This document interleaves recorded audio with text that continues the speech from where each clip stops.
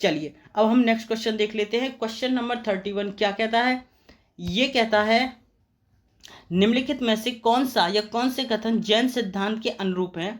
तो पहला है कर्म को विनिष्ट करने का सुनिश्चित मार्ग तपश्चर्या है, और प्रत्येक वस्तु में चाहे वह सूक्ष्मतम कण हो आत्मा होती है, और कर्म आत्मा का विनाशक है और अवश्य इसका अंत करना चाहिए। तो नीचे जो कूट दे रखे हैं उनमें से हमें राइट आंसर को आइडेंटिफाई करना है।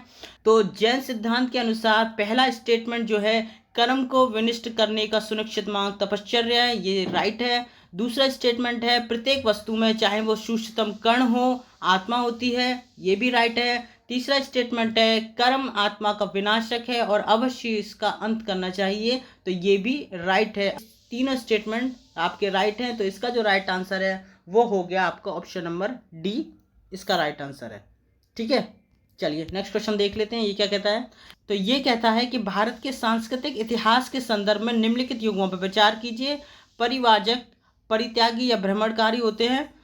दूसरा श्रमण उच्च पद प्राप्त पुजारी होते हैं। उपासक बौद्ध धर्म का साधारण अनुगामी होता है। तो उपरोक्त में से कौन सा युग्म सही सुमेलित है आपको बताना है। मैं आपको बता दूं कि जो पहला स्टेटमेंट है आपका परिवाजक, इसका मतलब समझिए, इसका मतलब होता है भटकता हुआ सन्यासी, परित्यागी या भ्रमणकारी। तो ये जो स्टेटमेंट है वो आपका क्या है? राइट है। दूसरा है श्रवण। तो श्रवण जो है तो होता है वो उच्च पद प्राप्त पुजारी होता है, तो जी नहीं।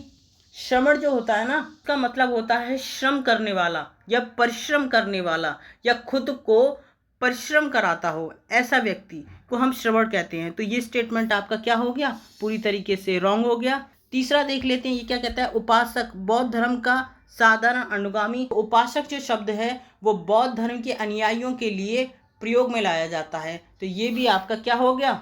राइट हो गया कि बौद्ध धर्म का साधारण अनुगामी जो उसको फॉलो करता हो। ठीक है, किसको? उस धर्म को। उपरोक्त में से कौन से युग्म सही सुमेलित हैं? तो पहला और तीसरा जो है वो सही सुमेलित है, तो इसका जो राइट आंसर हो गया वो हो गया ऑप्शन नंबर बी। चलिए नेक्स्ट क्वेश्चन देख लेते हैं।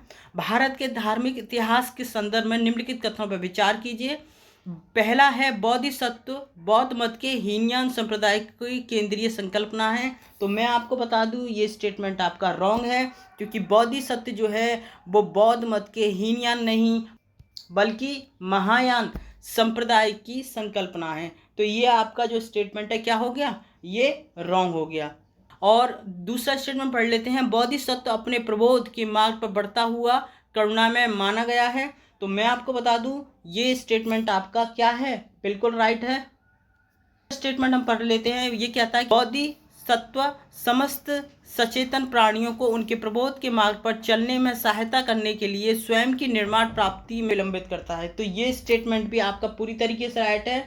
तो बोधिसत्व का आप यहाँ मतलब समझ लीजिए कि आखिर बोधिसत्व का क्या मतलब होता है। मैं आपको बता दूं कि बोधिसत्व जो होता है ना वो एक व्यक्ति है जो निर्माण तक पहुंचने में सक्षम है, साथ ही वह अन्य प्राणियों को उनके प्रबोध के मार्ग पर चलने में सहायता करता है, चाहे स्वयं के निर्माण प्राप्ति में विलंब हो जाए।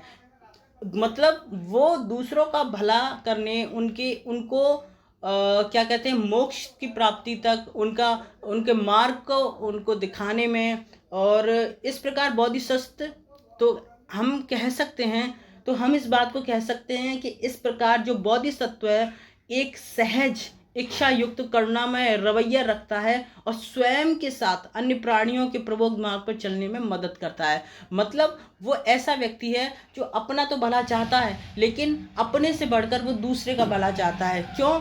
क्योंकि यहाँ बोल रहा है कि स्वयं की निर्माण प्राप्ति में चाहे विलंब हो जाए, मतलब चाहे खुद के जो निर्माण प्राप्ति में, खुद के मोक्ष प्राप्ति में, खुद के क्या कहते हैं, खुद के कल्याण में चाहे लेट हो जाए, चाहे वो उसको विलंब हो जाए, लेकिन वो दूसरे व्यक्ति को क्या करता है? वो आगे बढ़ाता है। तो ये यहाँ बहुत ही ज़्यादा गुड थिंग है, ऑसम है कि ऐसा व्यक्ति जो है बोधिसत्व कहलाता है। जो विचार है यहाँ ऑसम है, क्योंकि ऐसा व्यक्ति जो स्वयं को पीछे रखता है और दूसरे को आगे बढ़ाता है, सच में वही पर्सन जेन्युइन पर्सन कहलाता है। खुद को भी, मतलब कहते हैं ना कि अगर आपका दिल साफ है ना तो आप अपने से उत्तम दूसरों के लिए सोचोगे। अपने से क्या कहते हैं अच्छा विचार दूसरों के लिए रखनी चाहिए, क्योंकि जैसा आप चाहते हैं कि लोग आपके साथ व्यवहार करें वैसा आप पहले करना सीखिए। अगर आप चाहते हैं ना कि लोग आपको सम्मान दें, आपको प्यार करें, आपको क्या कहते हैं आपके साथ अच्छा बर्ताव करें, तो पहले आप करना सीखिए दूसरों के साथ। क्योंकि अगर आप जो दे नहीं सकते ना, वो लेने के लिए आप हक नहीं रखते। थोड़ी सी ज्ञानबाजी हो गई, तो चलिए अब इसका राइट आंसर निकालते हैं। उपरोक्त कथनों में से कौन सा कथन सही है? इस नंबर बी, 2 और 3 इसका राइट है। ठीक है, चलिए नेक्स्ट क्वेश्चन देख लेते हैं। ये क्या कहता है कि भारतीय शिला वास्तु के इतिहास के संदर्भ में निम्नलिखित कथनों पर विचार कीजिए। पहला कहता है कि बादामी की गुफाएं भारत की प्राचीनतम अवशिष्ट शैलकृत गुफाएं। तो मैं आपको बता दूं ये स्टेटमेंट आपका रॉन्ग है, क्योंकि बादामी की गुफाएं जो हैं वो प्राचीनतम अवशिष्ट शैलकृत गुफाएं नहीं हैं, क्योंकि इससे भी पुरानी गुफाएं हैं बराबर की गुफाएं, जो कहाँ हैं? बिहार में हैं, और वो प्राचीनतम गुफाएं हैं जो सम्राट अशोक ने बनवाई थी। ठीक है, तो आप इस बात को याद रखेंगे। बादामी की गुफाएं प्राचीनतम गुफाएं नहीं हैं, बराबर की गुफाएं प्राचीनतम गुफाएं हैं जो सम्राट अशोक ने बनवाई थी। ठीक है, इस बात को याद रखिएगा। सेकंड पढ़ लेते हैं। बराबर की शैलकृत गुफाएं सम्राट चंद्रगुप्त मौर्य द्वारा मूलतः आजीवकों के लिए बनवाई गई थी। तो मैं आपको बता दूं कि बराबर की शैलकृत गुफाएं सम्राट चंद्रगुप्त द्वारा नहीं, बल्कि मौर्य सम्राट अशोक के द्वारा बनवाई गई थी। किसके लिए? आजीवकों के लिए बनवाई गई थी, और उन्होंने उन्हें ये जो है वो दान में दी थी। और तीसरा स्टेटमेंट पढ़ लेते हैं कि एलोरा में गुफाएं विभिन्न धर्मों की बनाई गई थी।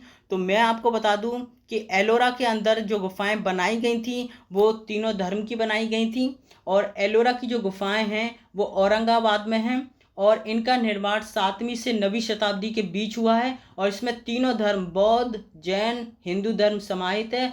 और कुल इसमें 34 गुफाएं हैं। 1 से 12 तक जो है वो बौद्ध की गुफाएं हैं, 13 से 29 तक जो है हिंदुओं की गुफाएं, हिंदू के लिए हिंदू की गुफाएं, और 30 से 34 तक जैन गुफाएं। और इसका जो निर्माण था वो राष्ट्रकूटों ने करवाया था। किसका? एलोरा की जो गुफाएं, उनका जो निर्माण है वो राष्ट्रकूट शासनकाल में हुआ था। इस बात को आप याद रखेंगे। तो मैं आपको बता दूं इसका जो राइट आंसर है वो हो गया आपका केवल ऑप्शन नंबर सी, क्योंकि पहला स्टेटमेंट रॉन्ग है, दूसरा स्टेटमेंट रॉन्ग है, तीसरा स्टेटमेंट राइट है। चलिए नेक्स्ट क्वेश्चन देख लेते हैं। ये क्या कहता है? भारत की कला व संस्कृति के इतिहास के संबंध में निम्नलिखित चुंबकों पर विचार कीजिए। एक तरफ विख्यात मूर्ति शिल्प दे रखा है और दूसरी तरफ उसका स्थान दे रखा है। वो पूछ रहा है कि इसमें जो है आपको सही सम्मिलित करना है। तो पहला स्टेटमेंट है कि बुद्ध के महापरिनिर्वाण की एक भव्य प्रतिमा, जिसमें ऊपर की ओर अनेक देवी संगीतज्ञ और नीचे की ओर अनेक दुखी अनुयायी दर्शाए गए हैं, क्या वो अजंता में हैं? तो जी, ये बिल्कुल राइट आंसर है। अजंता की गुफा 17 में बुद्ध के महापरिनिर्वाण की एक भव्य प्रतिमा, जिसमें ऊपर की ओर अनेक देवी संगीतज्ञ और नीचे दुखी अनुयायी दर्शाए गए हैं। आप इस बात को याद रखेंगे। और अजंता की जो गुफाएं हैं वो महाराष्ट्र में हैं, भगोरा नदी के किनारे, और कुल 29 गुफाएं हैं। इसमें 25 जो हैं वो बिहार हैं, और 4 जो है इसमें चैत्य हैं।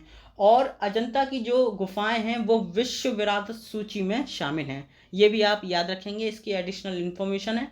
दूसरा स्टेटमेंट पढ़ लेते हैं। प्रस्तर पर उत्कीर्ण विष्णु के वराह अवतार की विशाल प्रतिमा, जिसमें वह देवी पृथ्वी को गहरे विशुद्ध सागर से उभारते हुए दर्शाए गए हैं, माउंट आबू में। तो मैं आपको बता दूं विष्णु की वराह अवतार की जो विशाल प्रतिमा है वो उदयगिरी मध्य प्रदेश में है, ना कि माउंट आबू में। तो ये स्टेटमेंट आपका क्या हो गया? रॉन्ग हो गया। तीसरा पढ़ लेते हैं। विशाल गोलाश्रमों पर उत्कीर्ण अर्जुन की तपस्या गंगा अवतरण मामल्लपुरम में। तो मैं आपको बता दूं कि मल्ल शैली में हुआ। तो ये स्टेटमेंट आपका राइट है। ठीक है, चलिए तो इसका जो राइट आंसर है वो हो गया आपका, तो इसका जो राइट आंसर है वो हो गया ऑप्शन नंबर सी, आपका राइट आंसर है। चलिए नेक्स्ट क्वेश्चन देख लेते हैं। ये क्या कहता है? Question number 36। भारत की यात्रा करने वाले विदेशी यात्री अल बर्नी तत्कालीन भारत की सामान्य दशाओं और संस्कृति का वर्णन किया। इस संदर्भ में निम्नलिखित में से कौन सा कथन सही है? तो पहला स्टेटमेंट है, किताब उल हिंद नामक पुस्तक को धर्म, दर्शन, कानून, मूर्ति कला, खगोल विज्ञान आदि विषयों के आधार पर 80 अध्यायों में विभाजित किया गया है। दूसरा, वर्ण व्यवस्था के बारे में लिखा गया है। तीसरा, सती प्रथा का विस्तृत विवरण किया है। तो इनमें से आपको बताना है कि राइट आंसर कौन सा है। तो मैं आपको बता दूं कि पहला जो स्टेटमेंट है कि किताब उल हिंद नामक पुस्तक को धर्म, दर्शन, कानून, मूर्ति कला, खगोल विज्ञान आदि विषयों पर 80 अध्यायों में लिखा गया है, तो ये स्टेटमेंट आपका क्या है, बिल्कुल राइट है। और इसको अरबी में लिखा गया है, इस बात को भी आप याद रखेंगे। दूसरी बात, अल-बर्नी ने वर्ण व्यवस्था का वर्णन अपनी रचना में किया है, ये स्टेटमेंट आपका राइट है। और तीसरा है, सती प्रथा का विस्तृत विवरण दिया है। तो मैं आपको बता दूं ये स्टेटमेंट आपका रॉन्ग है, क्योंकि सती प्रथा का वर्णन जो है अल-बर्नी ने नहीं दिया, ये आपका दिया है फ्रांसो बर्नियर ने। ठीक है, तो पहला और दूसरा इसका राइट आंसर है। तो इसका जो राइट आंसर है वो हो गया ऑप्शन नंबर ए। चलिए नेक्स्ट क्वेश्चन देख लेते हैं। इब्न बतूता के यात्रा के बारे में असत्य कथन है। ये मोहम्मद बिन तुगलक के काल में भारत आया था। जी बिल्कुल, ये राइट है। और दिल्ली का काजी नियुक्त किया गया था। जी बिल्कुल राइट है। बंगाल असम की इसने यात्रा की। जी बिल्कुल राइट है। मुगल शासक के दूत के रूप में चीन जाने का आदेश मिला। जी नहीं, ये रॉन्ग हो गया, क्योंकि मुगल शासक के दूत में नहीं बल्कि मोहम्मद बिन तुगलक के दूत के रूप में 1342 ईस्वी में मंगोल शासक के पास सुल्तान के दूत के रूप में इसको चीन भेजा गया था। इसलिए ये स्टेटमेंट आपका रॉन्ग हो जाता है। और पहला, दूसरा, तीसरा सही है, चौथा गलत है। और ये पूछ रहा था हमसे इसमें असत्य कौन है, तो असत्य जो है वो हो गया आपका ऑप्शन नंबर डी। चलिए क्वेश्चन नंबर 38 पढ़ लेते हैं। निम्नलिखित यात्रियों के यात्रा वृत्तांतों के अनुसार भारत में आगमन का कौन सा कालानुक्रम सही है? France Bernier, Marco Polo, Baptiste Tavernier या इब्न बतूता।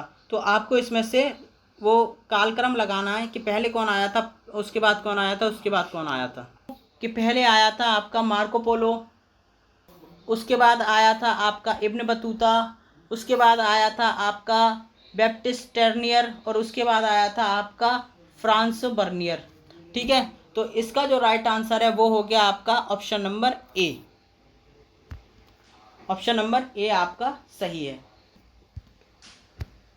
चलिए, निम्नलिखित विदेशी यात्रियों में से किसने भारत की डाक व्यवस्था के बारे में विस्तृत रूप से चर्चा की है? तो मैं आपको बता दूं, तो ऑप्शन पढ़ लेते हैं। अल-बर्नी, Abdul रज़्ज़ाक Samarqandi, Ibn Battuta, Mahmood Balkhi. मैं आपको बता दूं, डाक व्यवस्था का जो वर्णन है वो इब्न बतूता ने किया है। और इसने भारत में दो प्रकार की जो है डाक व्यवस्था बताई थी। वो थी एक अश्व डाक व्यवस्था और दूसरी थी पैदल डाक व्यवस्था। तो वो किसने बताई थी? आपको इब्न बतूता ने। तो इसका जो राइट आंसर है वो क्या हो गया? Ibn Battuta. चलिए नेक्स्ट क्वेश्चन देख लेते हैं, ये क्या कहता है। निम्नलिखित विदेशी यात्रियों में से किसने भारत के हीरों और हीरे की खदानों की विस्तृत चर्चा की है? फ्रांसो बर्नियर ने, जीन बैप्टिस्ट टेवनियर ने, जॉन द थेवनो ने या एवे बार्थोलोमी कारे ने।